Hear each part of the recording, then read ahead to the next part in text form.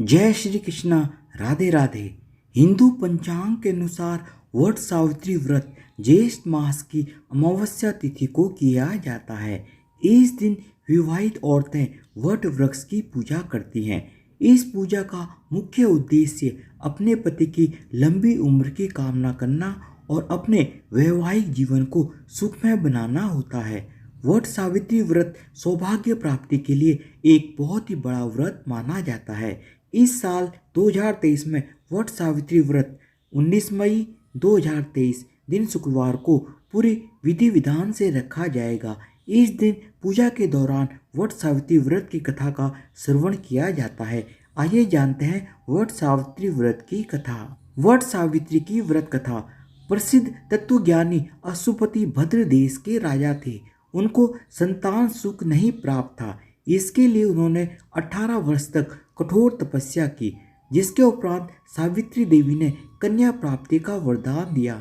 इस वजह से जन्म लेने के बाद कन्या का नाम सावित्री रखा गया। कन्या बड़ी होकर बहुत ही रूपवान हुई। योग्य वर न मिलने की वजह से राजा बहुत ही ज़्यादा दुखी रहते थे। राजा ने कन्या को खुद वर खोजने के लिए भेजा। जंगल में उसकी मुलाकात सत्यवान से हुई। सावित्री ने धूम्रसेन के पुत्र सत्यवान को पति रूप में स्वीकार कर लिया।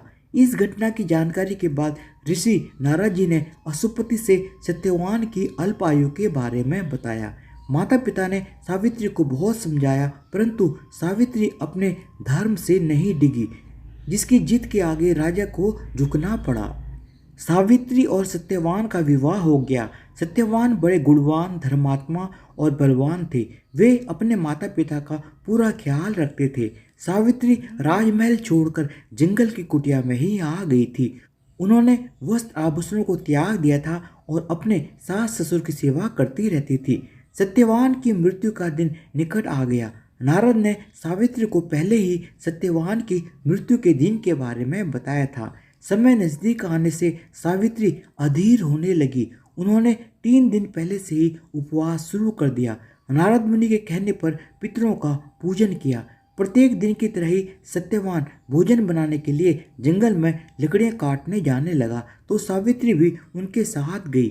वह सत्यवान के महाप्रयाण का दिन था। सत्यवान लकड़ी काटने पेड़ पर चढ़े, लेकिन सिर चकराने की वजह से नीचे उतर आए।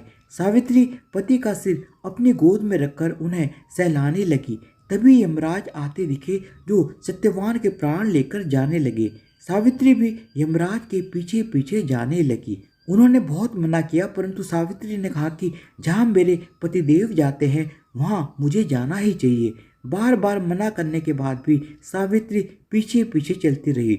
सावित्री की निष्ठा और पति परायणता को देखकर यम ने एक एक करके वरदान में सावित्री के अंधे सास ससुर को आंखें दी, उनका खोया हुआ राज्य दिया और सावित्री को लौटने के लिए कहा।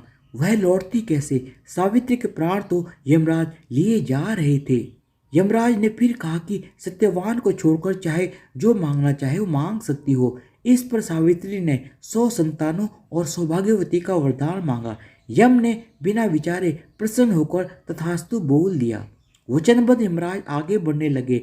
सावित्री ने कहा कि प्रभु, मैं एक पतिव्रता पत्नी हूँ और आपने मुझे पुत्रवती होने का आशीर्वाद दिया है। यह सुनकर यमराज को सत्यवान के प्राण छोड़ने पड़े। सावित्री उसी वट वृक्ष के पास आ गई जहाँ उसके पति का मृत शरीर पड़ा हुआ था। सत्यवान जीवित हो गए। माता पिता को दिव्य ज्योति प्राप्त हो गई और उनका राज्य भी वापस मिल गया। इस प्रकार सावित्री सत्यवान चिरकाल तक राज्य सुख भोगते रहे। अतः पतिव्रता सावित्री की तरह ही अपने सास ससुर का उचित पूजन करने के साथ ही अन्य विधियों को प्रारंभ करें।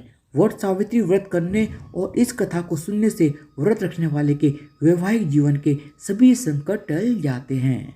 धन्यवाद। आप सबको वट सावित्री व्रत 2023 की बहुत बहुत शुभकामनाएं और प्लीज़ मेरे चैनल को सब्सक्राइब भी कर दीजिएगा विद बेल आइकन, ताकि मैं जो भी नया वीडियो डालूं उसका नोटिफिकेशन आपको मिल जाए। धन्यवाद।